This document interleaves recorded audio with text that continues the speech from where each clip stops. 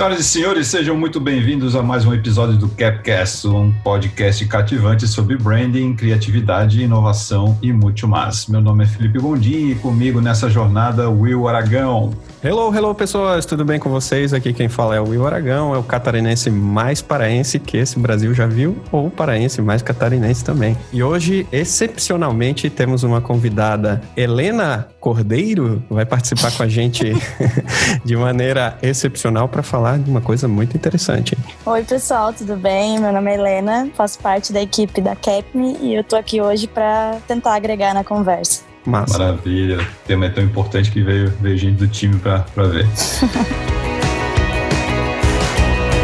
E para quem caiu aqui de paraquedas e não sabe onde é que tá, esse é o podcast da Capme, que oferece posicionamento de marca, comunicação corporativa, design gráfico, web design, entre outras cositas. E patrocinando esse conteúdo, a Disruptive Academy, uma empresa de educação corporativa e inovação que vocês podem conhecer mais acessando disruptive.academy.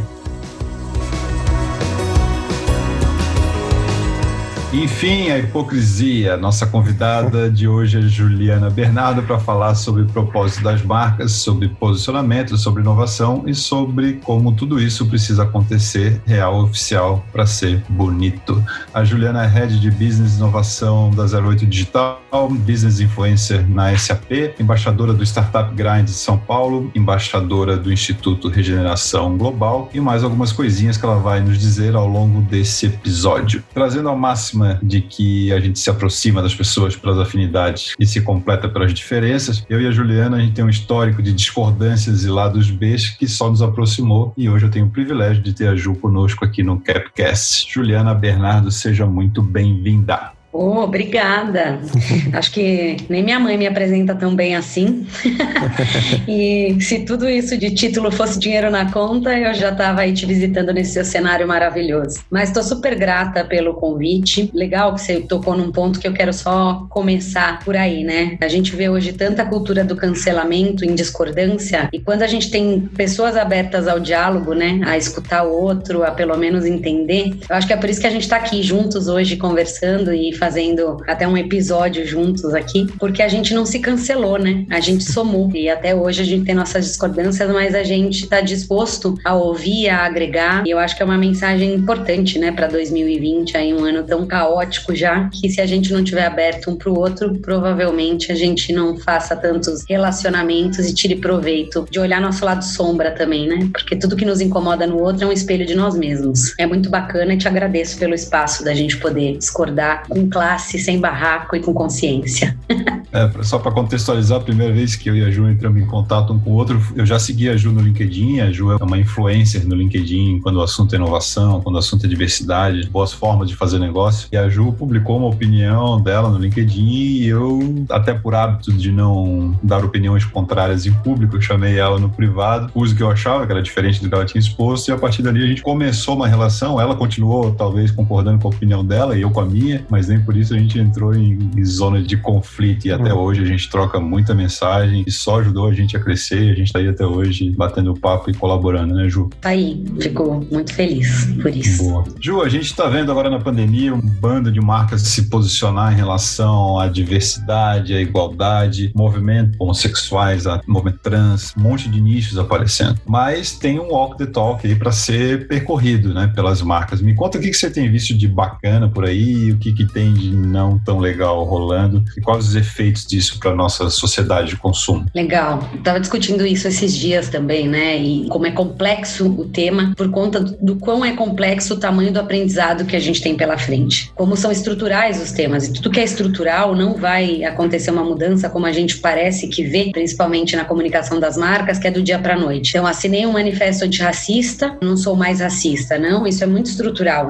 Eu acho que o caminho mais bonito seria todo mundo assumir primeiro o quanto é racista. Porque se eu assumo o quanto eu sou racista como sponsor, como CEO e como isso é estrutural, ou não só racista, né, mas para várias outras pautas de diversidade, eu começo a me dar o direito a estudar. A gente vê pouco o movimento de gente de alto escalão aberto para aprender alguns temas, né, ou para ser treinado. Eu treino a equipe, mas eu não preciso de treinamento. E eu acho que a gente está num momento de capacitação mesmo sobre temas históricos, sobre olhar para a história. Por exemplo, quando a gente fala das mulheres, o patriarcado, são dados e fatos de um movimento e como ele sutil, e como não tenho mulheres contando a história de mulheres, né, e entender por que o machismo estrutural existe, por que o racismo estrutural existe, e como é que a gente pode, olhando para a história, ter certeza de que isso ainda é muito intrínseco a nós e a nossa cultura, para que depois eu comece, então, a pulverizar ali para a base as informações necessárias para então ser antirracista. Como é que eu faço um discurso antirracista sem nem saber o que é racismo? No fundo, tem muita gente que comete vários atos falhos e pequenos por dia, até de palavras usadas, que muito tem sido discutido. Então, assim, é muito difícil quando você vê todo esse movimento. Foi muito forte quando teve a onda de protesto nos Estados Unidos, de várias empresas, como a Nike, que eu lembro bem, do Citibank, e várias outras marcas, que eu não estou fazendo julgamento de valor, se são ou não racistas, eu não estou lá. Eu só acho que todos nós somos por natureza. Então, eu gostaria muito de ver acontecendo, e como opinião não acadêmica, nada disso, eu gostaria muito de ver as ações. Quais são as ações antirracistas ou não machistas, enfim, que estão sendo tomadas? Quais são os números que essas marcas apresentam do que elas estão fazendo hoje? Qual que é a meta de contratação de gente preta, de mulher, de trans, né, de qualquer que seja a pauta aí, que esse ano todas estão fortes, acho que além da pauta preta? Quais são os números e o comprometimento que essas empresas têm? Ou com projetos sociais? A gente tem grande maioria da população preta realmente na classe média e na periferia.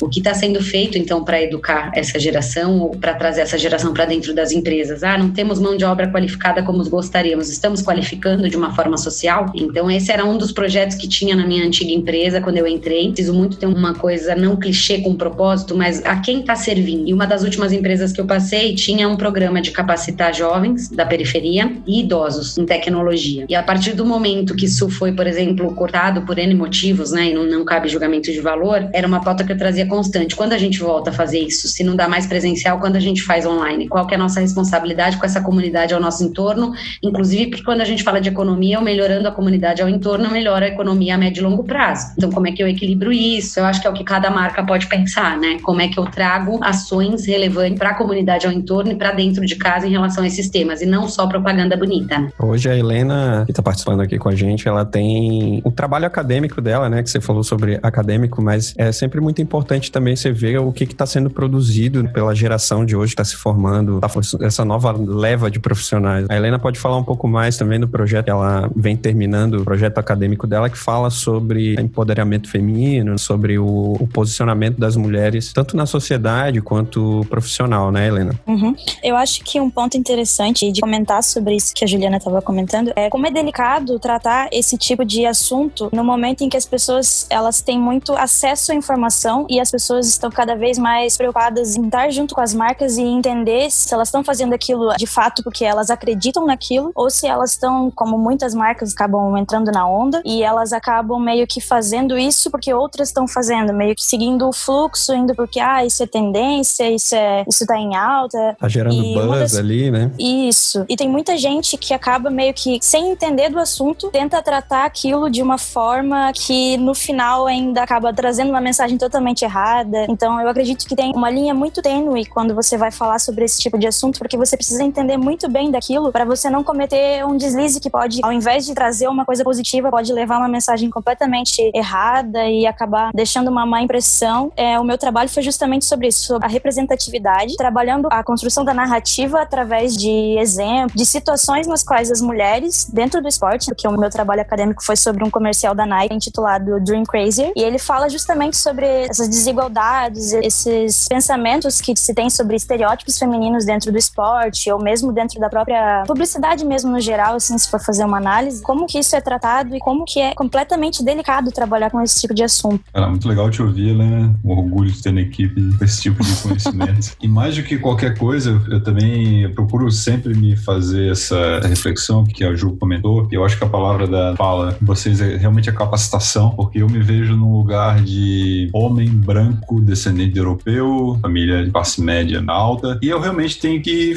estudar, tenho que entender, eu tenho que estar disposto a conhecer outras realidades e não entender que é um mimimi, que é um vitimismo. Um negro ou qualquer pessoa que é censurado de alguma forma, eu nunca vou entender o que aquela pessoa está passando, porque não faz parte da minha realidade, mas eu tenho que me colocar num lugar de empatia e de entender que, cara, é uma pessoa exatamente igual a mim e eu tenho que lutar para que essa pessoa tenha voz e tenha espaço e tenha condições de brilhar, como qualquer outra pessoa. E a nossa sociedade é feita para que estabeleça um padrão dominante, patriarcal, que nem a Ju falou. Um exemplo disso foi no final do ano passado, eu fui palestrar palestrar num teatro no interior de São Paulo. Era uma plateia onde 95% dos presentes eram homens brancos de camisa azul claro, acho que é o perfil clássico. Pareciam vários clones, assim, né? Justamente. E eu dei o exemplo do Outubro Rosa, assim, né? Quantos dali só deram uma camisa rosa para suas funcionárias fazer propaganda de graça para a empresa, e quantos dali realmente deram uma manhã de folga, um dia inteiro de folga, para essa pessoa ir fazer o exame e realmente se cuidar. E não só dar folga, mas entender o contexto dessa pessoa, dela, ela não tem condições de ir, foge da rota do colégio do filho. O que você está fazendo para essa pessoa se cuidar? Quanto você se importa se essa pessoa vai ter um câncer de mama ou não? Ou você está preocupado em dar a camiseta do Outubro Rosa só porque a sua empresa é cool? Essas ações que a gente tem que pensar, não só ser reativo ao que o mercado está fazendo, mas realmente olhar para a minha equipe e entender que eu estou fazendo o máximo que eu consigo para realmente ser humano para aquela pessoa. E isso, além de humano, que nem a Jo falou, incentivar isso gera retorno financeiro a longo prazo. As pessoas vão estar mais felizes, as pessoas vão entregar mais, as pessoas vão ser pessoas melhores desse jeito. Se eu puder somar, eu acho que tem uma questão que é até maior, assim, quando a gente fala disso, né? Não é nem só o dia de folga e tudo mais, né? Quando a gente olha para esses tipos de doença, elas também têm fundo psicológico, né? E de estresse. Eu acho que o que vale ainda é, a gente ainda está vivendo uma era industrial, disfarçada de digital, porque os horários ainda são das 9 às 18, e quem acelerou a transformação digital nas empresas, tem um meme muito sábio, foi o coronavírus, e a confiança para o home office foi o coronavírus também. Então aí vão discussões muito mais profundas, né? Que vão muito na linha de algo que eu acredito muito que é um movimento mundial, e tem aqui no Brasil também, que é o Instituto Capitalismo Consciente Brasil, que é muito do equilíbrio do lucro e do propósito, né? E quando eu vou equilibrar lucro com propósito, automaticamente eu tô olhando pra gente, e aí de verdade, aí você tem metodologia, ferramenta, formas, né, de chegar nisso, que é durante o ano inteiro, não é só naquele dia que eu dou o direito da pessoa se cuidar, né? Porque aquele dia já não é preventivo, aquele dia já é contestar sim ou não, então eu acho que é prevenção. E aí a gente vai para uma outra data, por exemplo, que é Setembro Amarelo, que muitas empresas agora, como é um tabu, né, falar de suicídio, depressão, mas já tem muita gente, acho que desde 2018, cada vez mais nas campanhas também de Setembro Amarelo, além do rosa e do azul. É assim, a gente tem claramente números bem assustadores aí, né, do percentual de pessoas com burnout ou depressão até 2022, se eu não me engano, né, depois a gente pode até deixar um link aí de relatório, mas são números bem assustadores em relação a isso. E aí, assim, como é que a gente olha para essas pessoas como máquina ou como seres humanos ainda? Para evitar o câncer, para evitar o suicídio, para evitar tantas coisas. Quanto o lucro for a principal visão, isso não vai entrar em equilíbrio, isso não vai acontecer. Precisa ter uma coisa muito mais ganha-ganha aí. Então, eu acho que são questões muito profundas que a gente precisa olhar. Se a gente for olhar coronavírus, pandemia e tudo mais, a gente teve uma elite em quarentena e uma classe trabalhadora operando. Então, assim, a gente está muito distante ainda de qualquer coisa. Então, eu me sinto super preocupada de falar esses temas aqui publicamente, em podcast, porque eu sei que eu sou uma eterna aprendiz, sabe? Não tenho nenhuma certeza de nada disso, porque a gente ainda erra bastante, mas muita gente com o intuito de errar para acertar, que é um caminho. Mas fazendo o link com o que você falou, eu acho que é olhar o ano inteiro, né? Como é que essas marcas olham não só para fora, se posicionam fora, mas o interno sempre vai refletir o externo. E eu acho que por muito tempo o budget maior ficou pro externo do que pro interno, seja em comunicação, seja em marketing, seja em publicidade, né? Eu olho e mostro muito para fora, mas eu cuido menos de dentro, que é o que a gente faz quando vai para cirurgia plástica, academia, harmonização facial, mas por dentro você tá destruído, você tá podre, você não vai refletir beleza, né? Então é uma analogia bem boba, mas que eu acho que as marcas têm que fazer cada vez mais, né? Dentro para fora e não fora para dentro. É até a tentativa, né? É meio que um disfarce ali para maquiar a coisa. Ju, falando sobre esse equilíbrio entre lucro e propósito, a gente vem vendo um cancelamento ou críticas ferozes aos modelos de empresas de aplicativo, de entrega, principalmente os de comida, né? De novo, enfim, a hipocrisia. Existe um discurso pró-entregadores, né? Que eles são explorados, que eles ganham muito pouco, que eles trabalham 12 horas por dia, 7 dias por semana, e é uma verdade. Por outro lado, parte dessa massa que critica essa exploração, essa pseudo-escravidão, quer pagar o mínimo possível, de preferência com frete grátis. E que chegue o mais rápido possível, né? Pagar lógico. O mínimo com frete grátis e que chegue em menos de 5 minutos, né? Justamente. Como eu sei que, Ju, inovação é o teu métier, como que você vê esse cruzamento? Porque muitas vezes o discurso de eu quero, eu respeito e eu gostaria que ele ganhasse muito mais não se aplica na prática na hora de fazer o pedido. Onde é que a gente está errando nesse meio? Putz, aí é uma questão super complexa que eu diria uma palavra assim, coerência, sabe? Coerência coerência, e a gente está aqui para ser mais coerente, né? Eu comecei a trabalhar com inovação consciente, por exemplo, né? Que é algo que busca essa coerência, e me dei conta do meu consumo, por exemplo, né? Eu posso usar muito menos plástico, em casa eu posso fazer todas as coisas bonitinhas e padrão, até para não ser julgada, mas de acordo com a minha consciência. Mas quando eu olho o meu padrão de consumo, porque eu trabalhava em ambientes que pediam que eu tivesse como mulher sempre muito bem arrumada, não podia estar com o mesmo terninho 2 dias seguidos e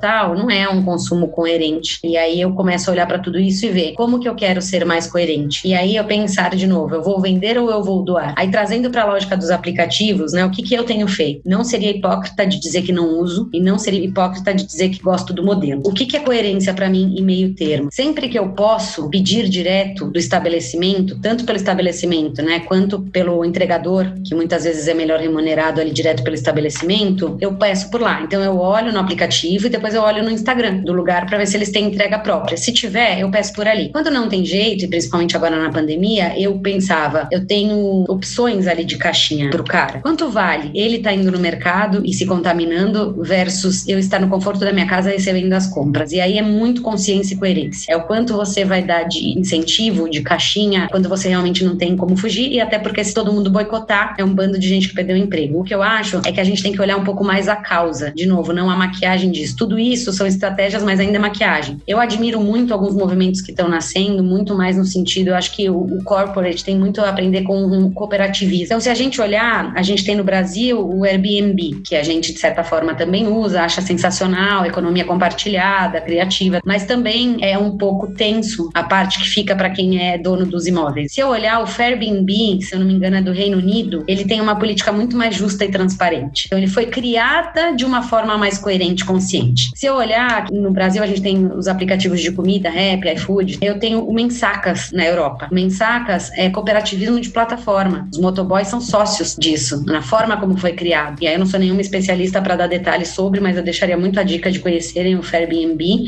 e o Mensacas e a gente começar a olhar a inovação e saber o que é realmente inovação. E nós, como temos um papel de cadeira de inovação, também contestar o que é o que não é inovação das próprias marcas. Eu não consigo aplaudir mais um aplicativo que vem e diz que vai pagar um personal trainer que é formado, pós-graduado em fisiologia do exercício, que viveu sua vida para isso e vai pagar R$35 por mês para esse cara através da plataforma. Eu não consigo aplaudir isso como inovação, entende? E sim, muito mais como exploração. Eu não consigo aplaudir isso e dizer que marca fantástica, dando oportunidade para tantos personal trainers que perderam o emprego agora durante a pandemia. Dá para ser mais justo, sabe? Dá para nascer diferente, mais coerente, consciente. É isso que eu diria sobre esse movimento. A gente precisa, não dá para boicotar, dá para tentar ajudar a nascer diferente nos próximos que vão vir e assim por diante.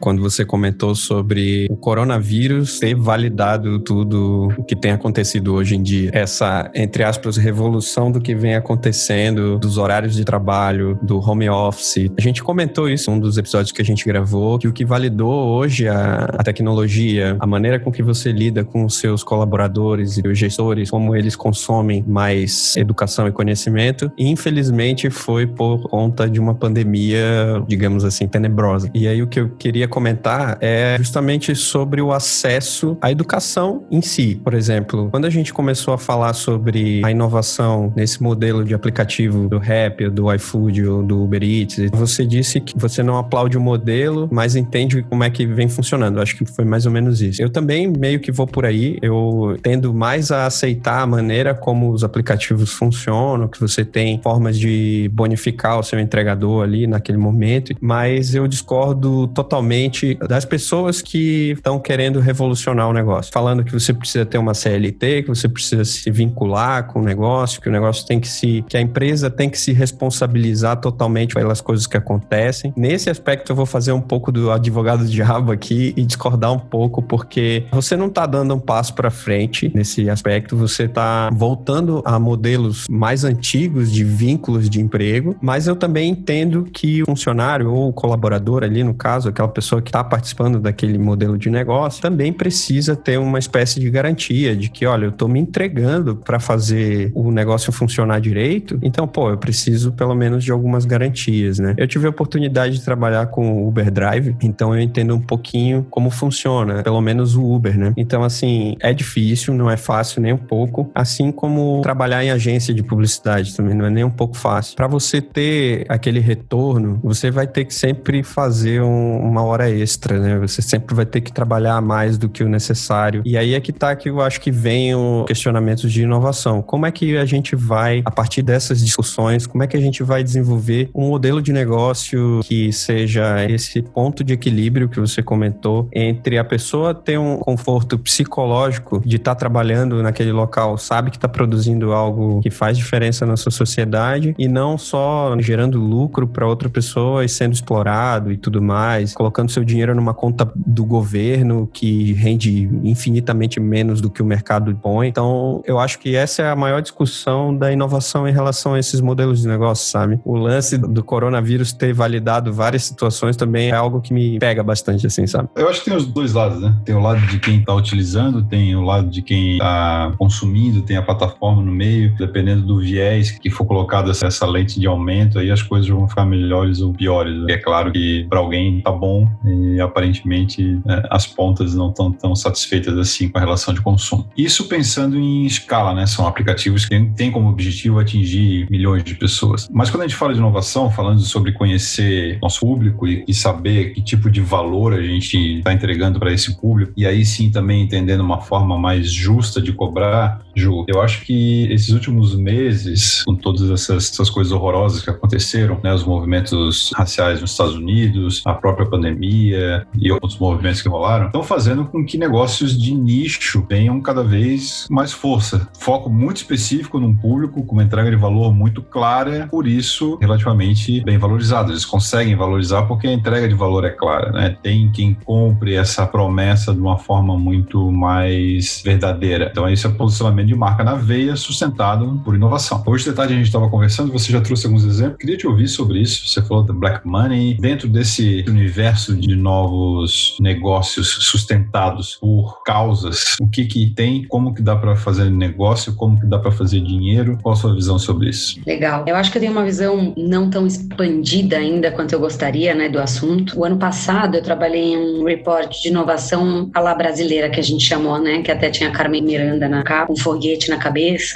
com umas coisas à la Vale do Silício ali para fazer uma sátira, enfim. Mas foi muito bacana entender que negócios de nicho ou de exclusão nascem sempre de uma necessidade e com muita força. Então a gente tem exemplos como o Black Money, a gente tem exemplos bem diferenciados como o Cataqui, tem um iFood e um Uber dentro das periferias, onde não chegavam esses aplicativos, então alguém sentiu a necessidade e criou. O que eu vejo ainda é que, assim, existe espaço, mas existe pouco investimento. A gente precisa de cada vez mais investimento, porque não tem uma troca. Você tem muita gente querendo entender esses movimentos de nicho, ou que principalmente vem muitas vezes da periferia e por dores ali, né, a própria maquininha de cartão da periferia. Agora você tem uma bolsa de valores voltada para minorias, é um projeto super legal também, mas enfim, não tem muita troca, né? Você sempre tem alguém querendo, não quer cruzar a ponte, né, da periferia e deixar algo lá. Eu só quero entender como essa inteligência funciona, mas eu não quero atravessar e dividir com você os meus conhecimentos, né? Então eu acho que sim, a gente tem muito espaço para inovação de nicho,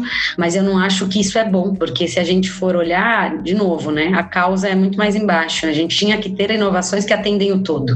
Tu acha que isso é um processo de gentrificação? Por exemplo, eu precisava cuidar daquelas pessoas, entre aspas, e agora já tem alguém cuidando, eu não preciso mais me preocupar com isso? É um pouco disso, não? Eu acho que até antes, né? Porque se a gente for pensar, o que eu estou dizendo é, as inovações deveriam vir para atender grande parte ou toda a população. E aí, a partir do momento que elas continuam nascendo para atender a elite, né? Ou seja, quem pode pagar, ou seja, sempre no final a gente vai cair na mesma conversa, que é a falta de equilíbrio no lucro. Quando eu tenho um aplicativo descontando às vezes até 27% de um estabelecimento, e óbvio que eu não estou ali dentro para saber por que porquê dessa conta, mais de 12% a 27% e tal, é muito questionar o equilíbrio desse lucro. Então, por exemplo, o que está focado no lucro e no poder de consumo acaba atendendo muito as elites, né, ou determinados bairros, estados, municípios, enfim, e aí não chega, né, onde tem que chegar. Então, eu acho que eles nascem por uma dor, e não é bonito da gente ver o tempo inteiro, não é legal, porque não precisaria se isso chegasse até eles, né. Então, a gente está falando de várias inovações da periferia aqui, né, de black money, de maquininha de cartão, a gente está falando de bolsa,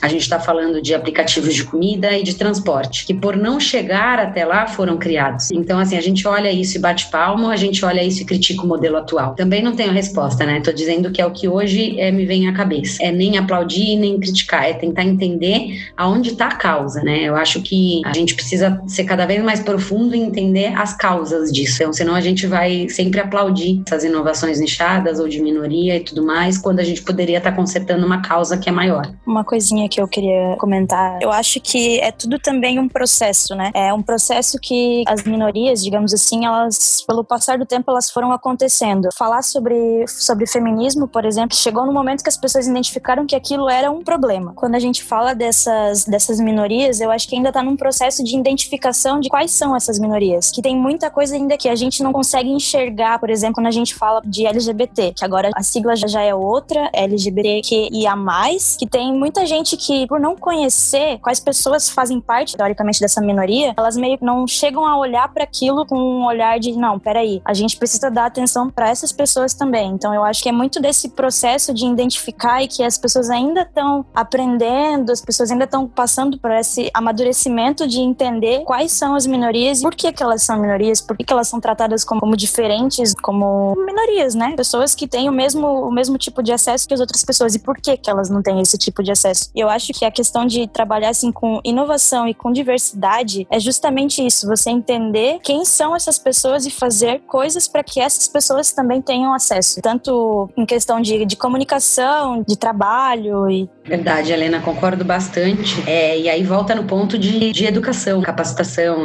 da gente se educar sobre, né, entender sobre. Eu sou mulher e demorei muitos anos para entender o que foi e o que é o patriarcado, e como a minha história como mulher, a sua, né, e de todas as mulheres que a gente conhece, foi muito oculta da história. O que era o patriarcado? Por que a mulher, ela era tratada como propriedade, como objeto, né? Porque a escravidão começou através de uma mulher também. A primeira pessoa escrava foi uma mulher. E aí, quando a gente começa a estudar o tema, então o que eu não me canso de fazer é estudar para poder falar, né? Nem eu sabia do meu lugar de minoria, da onde ele nasceu. Então, foi buscar história. E eu venho de uma família muito simples, assim, também em termos acadêmicos, né? E de bairros muito simples, bem periféricos até também. Isso não foi me passado pela minha família, isso não foi ensinado na escola, nem na particular, nem na pública, nem no cursinho, nem na faculdade. Então, isso veio muito à tona com as próprias redes sociais, que trazem todo esse lado positivo de discussão, espaço, de fala. E aí eu fui entender, eu sei que eu sou minoria como mulher, mas deixa eu entender de onde vem isso para eu poder argumentar, né? E o quanto a gente foi castrada na nossa história e como propriedade e tudo mais para poder discutir sobre o tema, para poder estar num lugar de fala, né? Então eu acho que tudo isso também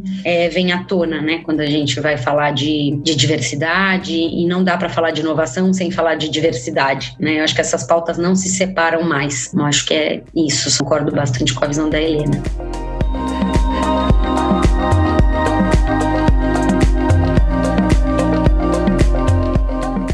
E ficou muito marcado para mim quando a gente estava conversando em outro ambiente, que você falou da questão das maquiagens, né, das empresas não se importarem ou não atentarem a incluir, a fazer a inclusão, simplesmente a mulher tentar usar algum tipo de maquiagem, não encontrar o tom de pele dela representado na linha de produto, né? Eu acho que esse é um exemplo claro, infelizmente péssimo, né, de como a gente não valoriza a coisa que mais nos enriquece, né? Aqui no Brasil, pelo menos, que é essa mistura, né?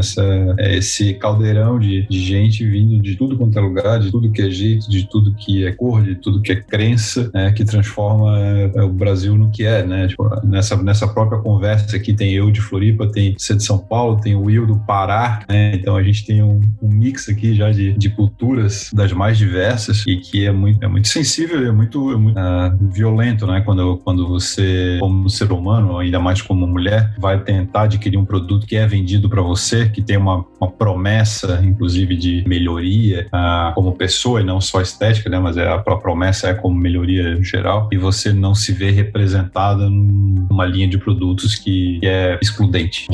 É bem complicado e é importante ter esse lugar de fala e ter pessoas com a tua clareza e com o teu posicionamento para que isso mude, para que isso comece a mudar, para que a gente, se não resolva agora, que a gente provoque e gere reflexões nesse sentido, para que a partir daqui, pelo menos, as coisas comecem a ter o devido respeito, talvez essa seja a palavra. Eu costumo dizer que eu acho que é um pouco até de falta de inteligência, né, das marcas, quando a gente começa a dizer que a gente faz as coisas pensando com o cliente no centro, mas não faz, né? A partir do momento que você bota uma base na rua, seja ela para homem ou para mulher, né, independente do gênero, e ela não atende todos os tipos de pele, né, e você tem alguém não representado, é uma arrogância, eu quero chamar de arrogância inconsciente, porque eu sempre tenho esperança, né? Então, uma arrogância inconsciente de que a gente sabe tudo e que tá tudo dentro de casa, né? Então, eu falo muito sobre ter o cliente no centro, sobre Customer Experience, enfim, o Centric, mas eu não boto no centro, porque se eu boto no centro para co-criar e para fazer o produto comigo, eu já ia lançar com todos os tons de base disponíveis no mercado, seja de base ou de qualquer coisa, você deu, né, o exemplo da base, porque eu também dei.